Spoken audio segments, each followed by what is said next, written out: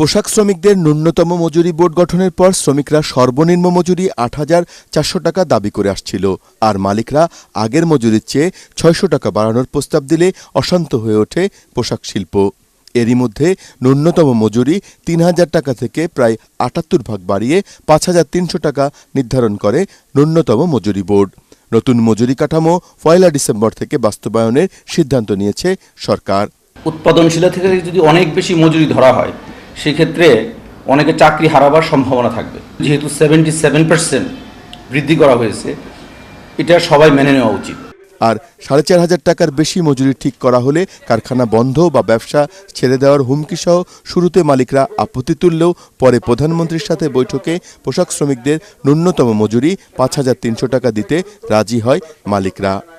এদিকে আগামী ২১শে নভেম্বর এই ন্যূনতম মজুরি নির্ধারণের চূড়ান্ত গেজেট প্রকাশ করবে মজুরি বোর্ড। সেই সময় পর্যন্ত সকল শ্রমিককে কোনো ধরনের আন্দোলন না করে কাজে যোগ দেওয়ার আহ্বান জানান মালিক শ্রমিক নেতারা। মালিক শ্রমিক যৌথ সভা শেষে তারা এই আহ্বান জানান। আগামী ২১ তারিখ চূড়ান্ত গেজেট বের না হওয়া পর্যন্ত আমরা সকলে প্রত্যেকের স্ব কারখানায় ডিসিপ্লিন অনুযায়ী কোনো ধরনের ভাঙচুর, কোনো ধরনের অসহযোগ আন্দোলন, কোনো ধরনের সহিংসতা আমরা যাব না। এটা আজকে ৫৭টি শ্রমিক সংগঠনের পক্ষ থেকে আমরা সবাই মিলে একটা একমত হয়েছি। তৈরি পোশাক শ্রমিকদের ন্যূনতম মজুরি প্রথম ঠিক করা হয় ১৯৯৪ সালে ৯৪০ টাকা। ২০০৬ সালে তা বাড়িয়ে করা হয় ১৬৬২ টাকা, আর এর ৪ বছর পর ২০১০ সালে তা বাড়িয়ে ৩,০০০ টাকা করা হয়েছিল।